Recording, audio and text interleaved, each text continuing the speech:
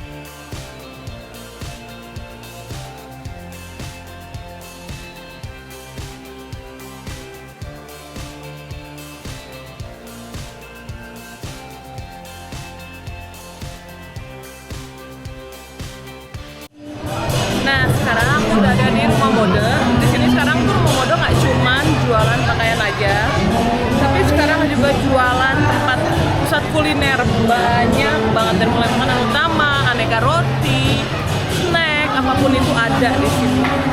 Dan lihat ramenya udah kayak apaan.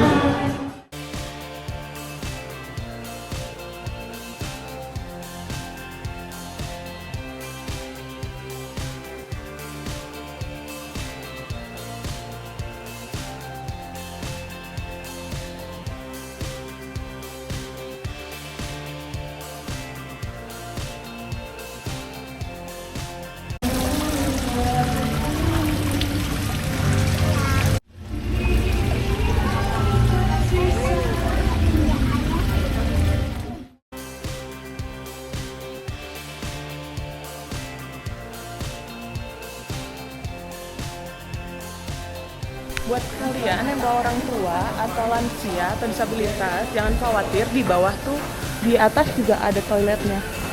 Karena di bawah buat yang umum.